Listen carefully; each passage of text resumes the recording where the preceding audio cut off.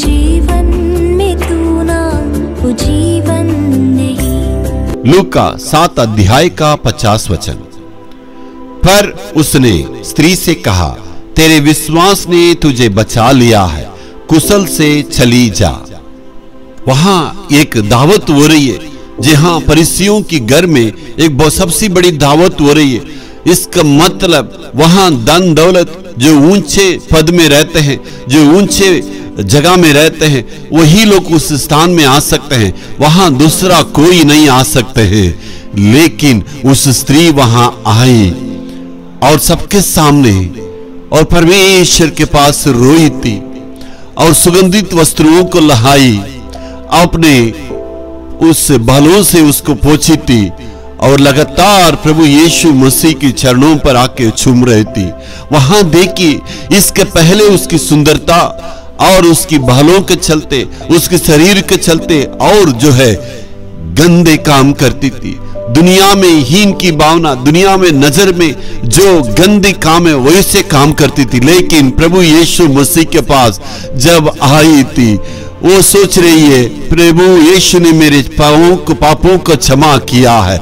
उसके चरणों को, परमेश्वर के चरणों को वेदी बना के अपने सारे इत्र को उस पर उंडेल के वो कह रही है और चूम रही है और प्रकट कर रही है, मैं पापी हूं। और बालों से धोने का मतलब ये है, उस दो जमाने में जो गुलाम रहते हैं, गुलाम लोगों को ऐसे घिनौने काम करने के लिए कहते हैं, लेकिन वो कहती है, मैं परमेश्वर का गुलाम हूं, मैं सब कुछ परमेश्वर के लिए दे चुकी हूं।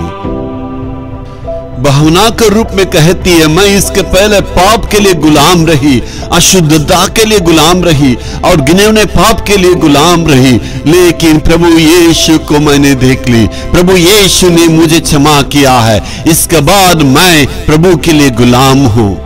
शायद मेरे प्रियो, इस वचन को सुनने वाला आपका जीवन में शायद गुप्त पाप या घिनौने पाप या दुनिया की सभी अभिलाषा के विरोध पाप है। आप गुप्त रूप में शराब पी रहे या नशीली पदार्थों के गुलाम हो चुके हैं। आज परमेश्वर के पास आके आप कहते हैं, परमेश्वर के पास आके यदि आप कहेंगे तो परमेश्वर उस स्त्री को जैसे शुद्ध किया है वैसे ही आपके सारे पापों को धो के शुद्ध करेंगे। यदि आप कहेंगे मैं परमेश्वर आपके लिए गुलाम हूं, जी हां, परमेश्वर आपके पापों को स्मरण नहीं करेगा, परमेश्वर आपके पापों को धो के शुद्ध करके अपने पवित्र जीवन को देना चाहता है। क्या आप अपने आप को अर्पण करेंगे? अर्पण करने से परमेश्वर आपको आशीष देंगे। Hallelujah, hallelujah.